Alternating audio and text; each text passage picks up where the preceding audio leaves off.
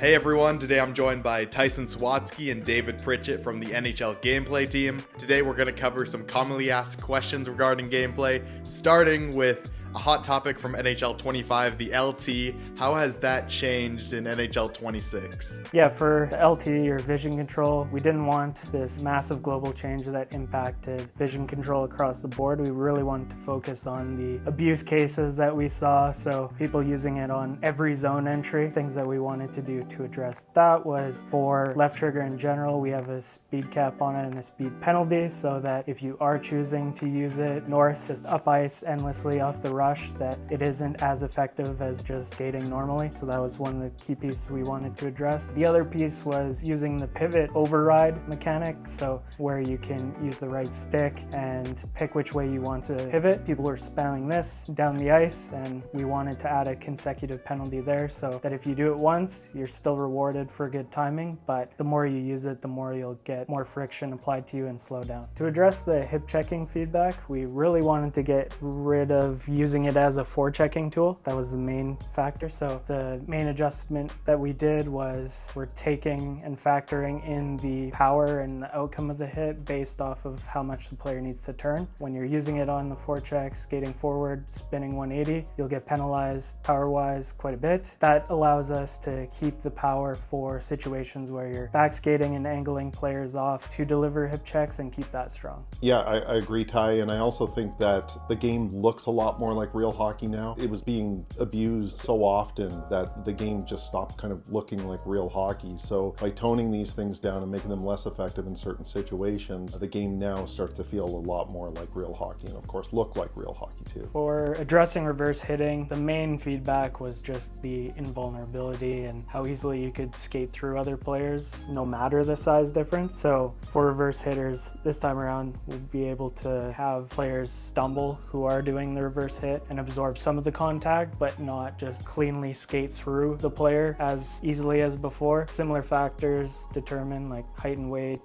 the relative speed of the players, the ratings, the timing. It's just not going to be as easy to breeze through as previously. The feedback that we got from the community, kind of boils down to there just being too many of them. I think there was around 70 X Factors originally. As a result, what happened there is that they just kind of felt watered down. It wasn't super clear what a given X Factor did or whether it did anything at all, and they certainly weren't all balanced. Like there were some that were clearly more impactful to our users, like elite edges or wheels, than others, right? So the first thing that we did was we kind of distilled this down to the 28 most important X factors that we felt would provide the most impact, and we wanted to make sure that all 28 of these were viable. None of them would kind of be left on the sidelines, and I think we achieved that. In addition to that, the other point that I want to make here is we've definitely simplified kind of the activation scenarios in the game. It's much more clear to the user through things like the UI that we use when an X factor is triggering, so that you can learn how these things actually trigger in the game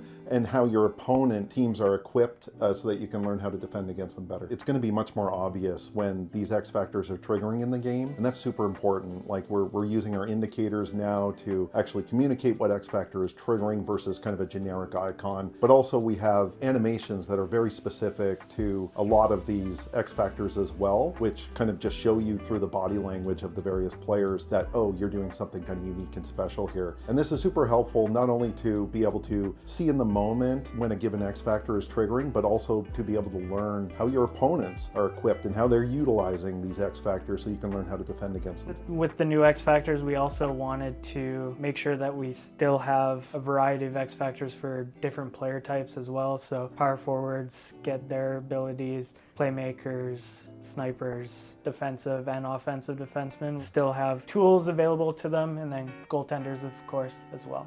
Player separation was another big piece of feedback we were hearing from the community. And one thing I want to touch on here is that we're using NHL Edge data this year for the very first time. And what the NHL Edge data is data that's collected from the players during every single NHL game using these infrared cameras and these trackers that they have on their jerseys. And we now have access to that data. We are able to look at pieces of data for every single player in the game, like shot speed, where they are on the ice, and most importantly, as kind of pertains pertains to separation, their acceleration and their skating speed as well. So when you have a player like Connor McDavid, he's now obviously different than a player like, Ryan Reeves or somebody like that. No shade intended. Ryan Reeves has a different set of skills, but you know where I'm coming from. So NHL Edge data is something that we're really excited about. It kind of affects a huge part of the game, but definitely it pertains especially to player separation. To address the concerns around goalies getting stuck and locked into saves, we allow goalies now to make saves out of saves and branching into more reactions out of those cases. We added in a new reflex style save to help in tight shots. That was one main problem with the goalie, not being able to react to shots in tight, so we are able to get out in front of the puck more preemptively in cases and really jam against the post with new jam saves as well. In addition to that, we added a lot more in our 80+ animations that we added this year for goalies, more reactions and just more behaviors to pucks just on net or going in the net, reactions to getting scored on. That makes goalies much more aware of what's going on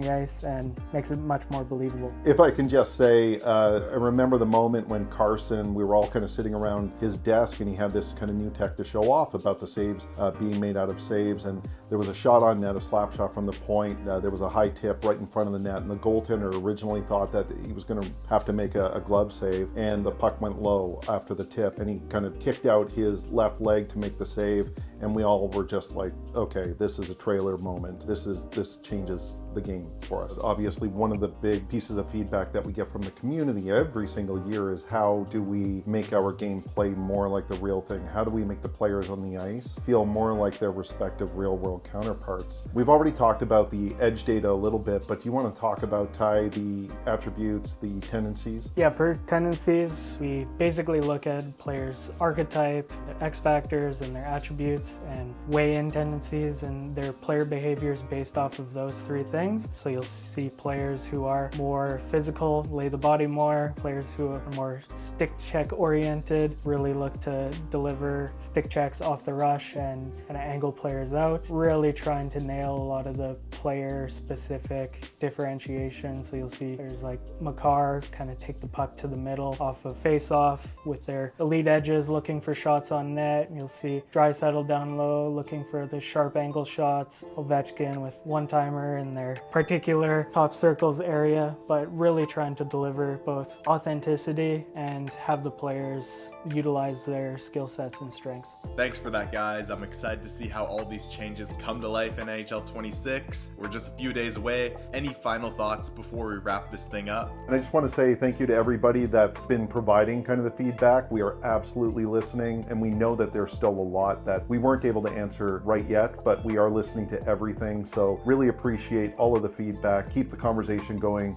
and we're going to see you September 5th.